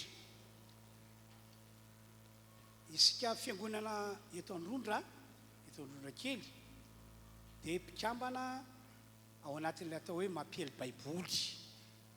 Mpikambanao zany tsika. Ny tena marina moa kristiana rehetra tokony mpikambanao daholo. Dia amin'ny mampikambana antsika zany dia mba misy adidy raisitsika etsika anohanana anio mampiely baiboly io. Zao ny antony.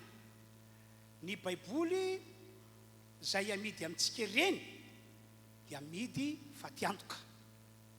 anome ohatra fa tsy haiko tsara moa tena valeur nanamboaran'ilay baiboly. Raisiko ohatra hoe raha 10,000 sy 1 alina zao no amarotana ilay baibolitsika le fitintsika matetika ireny, dia mihoatra lavitra no zany ny nanontana azy ny masokarenany, fa dia hoe namidy amin'ny vidiny ambany dia ambany izy mba ahafahany vahoaka malagasy manana baiboly eny an-tanany. Dia ahoana zany no atao? Tsy maintsy fenoina io banga io. Dia ny lalana hamenona banga zany dia misy ilay antsoina hoe alahady ny baiboly indray mandeha isa-taona. Amin'ny herinandroany no alahady ny baiboly iombonana kristiana rehetra manerana ny Madagasikara.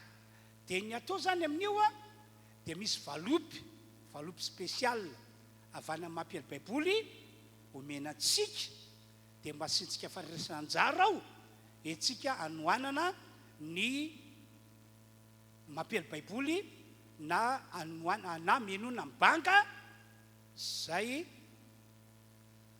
noho le vidina baiboly natao mora. Ohatra zao tamin'ny heritaona zao tsika ny anjara vitatsika tamin'ny heritaona isorana tompo aloha fa natratra 3 millions d'ariary mahery. Zay ny anjarantsika tamin'ny roa taona tamin'ny alalan'ireny valopy zarena taminareo reny. Ohatrany hoe be dia be vitatsika zay, fa raha oharina fiangonana sasany dia tena misy mavita hatrany amin'ny 12 millions d'ariary ihany ny olony, satria misy boky kely zay mantsy ihany faraketina tsotra hoe reto nataon'ny fiangonana variananina, reto natao fiangonana variananina. Dia atao anatin'izany ny hitako hoe tena misy ny fiangonana manao be mihitsy, tena mavita be. Dia mba hirariana engany fiangonantsika eto Androndrakely tena vita be. Tsy maina mafy be ve za? Alleluia. Dia zao zany misy valopy zaraina aminareo reo angatana zany mpanatrakitra rehetra mba ndroso tonga dia aka ny valopy amin'ny seza io 300 le valopy reo. Raha tokony izy tokony vidy tapitritsika rehetra ato, tokony hoe tapitra ato mihitsiny. Dia tsy mbola zaraina aloha fa tazominareo mandeha amin'ny couloir iny avana ny ampovoany ianareo. Dia tsy mitangorina fa mizarazara dia miandry topa avy aty amiko aty vao mizara le valopy ianareo. Dia zao zany le izy nitantsika zany dia ny atonga n'ilay atongatsika avita be amin'ilay faminona amin'ny banga zay karakaray mampiely baiboly. Asio misy olona misisy aty zao tsisy olona mihitsy, ny sisiny avany farany tsisy olona, fa hita ampovoany daholo nareo mitangorina. Zay tsisy olona amin'irena mantsika ireny nisy eny an-tanana sasany. Zarazareo sasany tsy ataonao matevina be ny anao, fa amin'izay vetivety dia no tsara. Tsisy tokony hoe ampalahelo zay zany dia tsy mba afaka mandray anjara satria zay kelikely vola. Aloha tsika tsiritra amin'izay fa zay azahoantsika vola farany betsaka no ataontsika ho an'ny mampiely baiboly, satria 300 fotsiny valopy, tsika nefa mahatratra any amin'ny 900 olona na 900 olona, nefa 300 no isan'ny valopy eny an-tanana. Dia zao zany no ataoko, izy aminareo tonga eto no aka le valopy, dia le fandrisanjara amin'ny herinandroany lady ny baiboly, na rehefa tena tsy possible aminao dia amin'ny tapaboly an'androany tsy maninona akory, tsy olana akory zay. Fa raha tratranao amin'ny herinandroany dia amin'ny herinandroany dia omenareo le valopy misy fandrisanjara, na omenareo le zanak'olahy iny nonoa, na omenareo madamy lala. Dia zao zany le izy aminareo no andray anjara valopy mampiely baiboly. 2 alina mihoatra ny zakanao, vitanao tsara mihitsy, 2 alina mihoatra atsakany tanana asa-pidinina mihitsy dia alefa tonga dia zareo malaky azy. 2 alina mihoatra ny vitanao. Anyarina mbola misy eto ampovoambony ato eo raha nabavy ato akaikin'ny fakatsary ato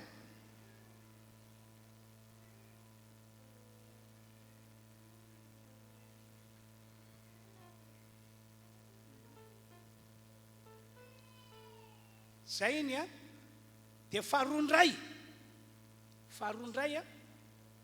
izy aminareo no andrainjara 2 alina mihoatra vitanao. Tokony mba be dia be ngambany iny atsakany tanany hoe 2 alina mihoatra, atsakany ambony tanantsika jereo tsara namatsika mandrainjary raha ialina mihoatra zay zany vitanao enareo tapakevitra ndrainjary roala tsy ho emitra aleo emitra raha ialina ndraika rehefa mbanikenao teo anatreny tombo dia tanterao mbola misy raha ialina mihoatra dia izy amintsika indray no afaka andrainjara tapieritsika ny valopitsika 10,000 mihoatra ny vitanao atsangana ambony tanana tokony be dia be mihitsy iny a 10,000 mihoatra ny vitanao atsangany any tanana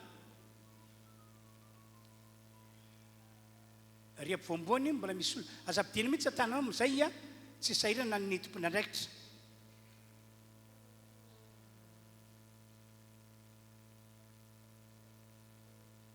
mbola misy manangan-tany eny reto rana pamonika reo mpivoan'ireo reo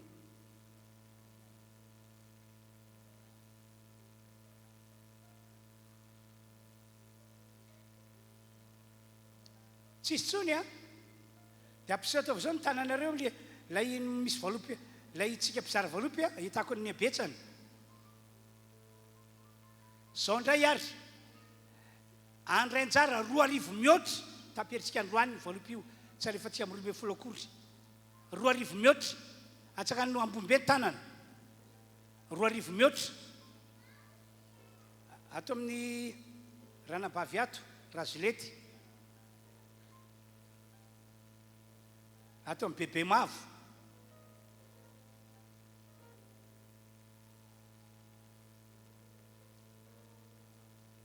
roarivo mihoatra aiza koa mbola misy manangana ato ihany koa mbola misy manangana zareo ato ranabavimonika etsy amin'ny faharoa etsy le etsy amin'ny etsy atao ambombe raha lantanana atao ambombe fa manjary sahirana matsika tsy mahita dia ato ihany koa sasany ato alevo ranabavy fara alevo ny sasany amin'ny namatsika reny ao ry ray-pianakaviana any andrabavy lalao mbola be dia be ato mbola misy olona ato atsakany ambony any tanana atsakany ambony any tanana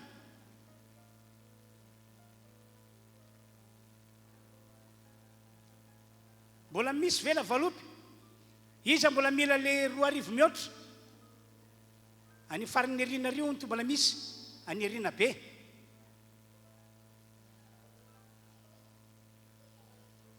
dia averinareo tsany le valopy ambony a reo nga mazany alefatsika amin'ny 12 ho any amatsika zay tsy tonga teto zany zay zany ny amin'iny dia irosika amin'ny fanaterana ny fanatitra amin'izay fanaterana ny fanatitra dia amin'ny mampino kristianatsika ao koa mpakatony tenin'Andriamanitra ianareo tia manao ampahafolo-karena asa matahotra manao an'izany mihitsy ianao avy zanak'Andriamanitra manino ianao matahotra manao ampahafolo-karena ganao tsy mino fa Andriamanitra no hitahanao manaova ampahafolo-karena tsara dia tsy adino a misy raky dia be androany zay averintsika efa mioma koa manamantso atsika anao n'ilay trano fiangonana any Antsorobe ka dia samy manao be amin'ny raky dia be anao irana kiray sika dia mandrosa ianareo zay toy le ampahafolo-karena dia raha vaveo moa tatazana toy ny fanao mazatra ny fanatitra ny toerana dia ny raky dia be tataza manokana tompoko le ambon'le valopy zany ataonareo ty anoloana alefa mira fidiarana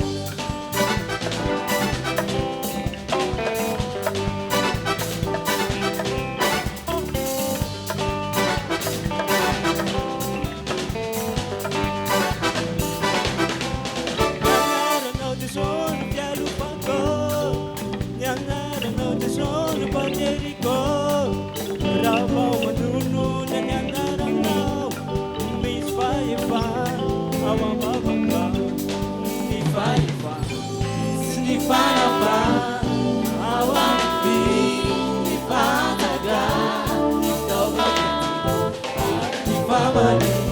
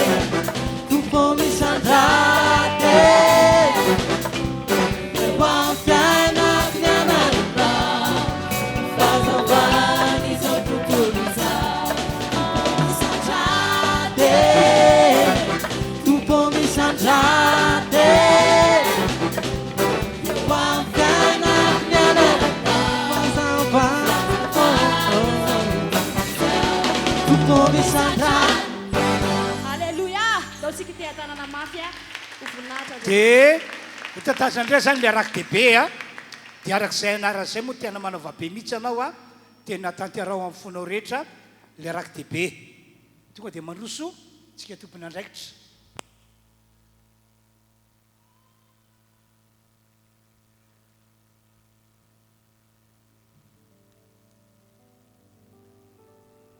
dia eo anatin'izany a manao filazana zany ao a satria mandehibe ny fotoana misaotra nareo fiangonana moa tamin'ilay ezaka nataontsika ho an'ny trabona tamin'ny herin'ny androany dia iny ezaka iny zany a raha sitrapon'Andriamanitra dia amin'ny talata zao no ho avy eto ireo birao mpitantana atao amin'ny CEM zany a dia hitondra an'izay azo voangotsika ho any amin'ny benjerse etsy an-tanimoro fa ity mba misy zavatra kely tiako lazaina amintsika maro tamintsika no tsy mba nandray anjara kanefa tokony nandray anjara anao ho an'ny mahantra ho an'ny malahelo ao anaty baiboly ao tsy mifidy na pino io na tsy pino rehefa mety malahelo dia tena sarobidy amin'Andriamanitra tsy njovin'Andriamanitra manokana ary fitahina ho an'izay matsiaro ny malahelo ny fanomezan'izay ataony dia maro amintsika moa tsy mba nandray anjara satria angambany tsy te hisahirana ianao a hitondra ny fandrisinao anjara na tsy sarobidy aminao ny famezana ho azy ireny fa Andriamanitra tena manao lizy ho sarobidy raha nisy antsika no jerena dia olombitsy no mba nanome mba nytana ingahy izy aminareo sao nanome hoe vola nomenareo ahy tamin'izay a tamin'ny Alahady herin'ny androany na hoe ny alatsinainy hitondra vary mihitsy anareo mba tsaka ny taksony tana zay nanome zay nitondra dia hitanareo hoe firy tamintsika zany 4% amintsika nanome ary naniato azy mba nytaniko izy taminareo nanome hitanareo fa naniato ary olo anankiroa fotsiny nefa ray roa telo dia enina folo dia 20 mahery nefa roa fotsiny nanome na mirem-panatrakitra eny zao tsy haiko hoe firy tamin'ireny mba nanome dia izao no tiako ambara fitaina ho antsika mifanomezana. Misy vary 50 kilô zao fa ao ambadika ato voangona hoaterina amin'ny talata kanefa mora mbola misy afaka nomenareo matsapateny tokony hanome dia azonareo mena vantanandro any a na lefa nareo hay mivola rehefa sahirana ianareo na orange money fa arahanareo fanamarinana hoe avy amin'ny rasoa vola 4,000 ariary trabony na 2,000 ariary trabony zay zany no ataonareo tonga eto moa nareo natravary rapitso dia efa mety be fa talata maraina no aterina izy io dia afaka manateraka zay nareo zay tokony mbola nyray anjara tiako tahina be manty fiangonana ity dia misaotra betsaka tompoko dia filazana anankiray melon'ny farany omaly ny tokony namboly azo isika fa tsy afaka natateraka moa no ny antony manokana izay fa vatantsika momba le cyclone dia izao zany na emotra amin'ny sabotsy ho avy zao le izy na emotra amin'ny sabotsy ho avy zao sabotsy 12 février taona 2022 toerana tsy miova ary atsinjony zany hoe remparka nalamanga parka vo afaka le tetezana lalambe ambony eo anao tonga dia fa misy ohatrany cité bangalo eo dia eo zany rendez-vous any zany toerana fa 1 kilomètre mialy eo raha mandeha tongotra le izy tonga toa fiara tsara mihitsy any amin'le toerana dia amin'ny sabotsy ho avy zao zany a etsy antambarina indrindra amin'ny 9 ora maraina ny rendez-vous eo zany tsika matoka azy amin'ny 9 maraina mba hafantarana hoe be dia be ny olona dia mba fanamaka tobila ingana dia maingana io maraina io dia amin'ny 9 no départ eny zany tsika rehetrarehetra ka ianao tsy manana fotoana ambolena azo zany tsy amboly azo zany ianao fijeriko azy fa io mba occasion antsika rehetra hoe mba afaka andray anjara amboly azo fa tian'Andriamanitra be nge zany sitrak'Andriamanitra nge zany zavatra fa sao dia eritreritranareo hoe hevitra mitondra fotsiny zany fa tena hevitr'Andriamanitra tena mety amintsika ny manao an'izany dia rarotina hoe mba amboly atsika amin'ny sabotsy ho avy zao io 10,000 ariary ny frais mandroso miverina raha manana fiara moa anao dia mitondra fiara mandeha makany dia mitondra vatsy tondra mofo kely na rano na zay mba hohanina hoany hoy ianao tondra vary be amina sakosy be amina arona be zay tsy maninona akory e afaka hoentinao daholo zany mba miala voly kely miala mba makarivotra kely any ivelan'ny tanarivo isika zay zany filazana iny dia filazana farany misy aletsodrano ariariny ary fa anankiroa le izy a dia manjato ariary izy roa zay dia letsodrano mila manana zany ianareo satria alohan'ny septambra ho tanteraka daholo retsodrano ireo ka tsara vakino matetetika mba hofaingana ny anamarinina an'Andriamanitra zay inonao zay zany tompoko filazana fa dia andao farantsika ny fotoana ny arantsika teto hitsangantsika tompoko tsisy tsony le valopy ihany a tsisy valopy mandehandeha tsony aterina ty mantsy raha misy vavakatsika tompoko Andriamanitra raha io isaorany ianao zay nitahanay tamin'ity androandroany ity ka vita somatsara ny fotoam-pivavahana nitondrana ho anay sambatra be zahay ary hiditra amin'ny fidirana manaraka indray zay rehefa avy eo amin'ny 12 fotoam-panafahana amin'ny 2 fotoam-pisaorana andray fahasoavana be zahay amin'izany ka dia misaotra anao ry Andriamanitra mame voninahitra anao amin'ny anaran'i Jesosy zahay afafy ny rany Jesosy ho aminay sy ho amin'ity fiangonana ity ary ho amin'izao Madagasikara niantsonao Andriamanitra ho tany honenana izao amin'ny anaran'i Jesosy misaotra tompo amen dia mirafy jantsika tompoko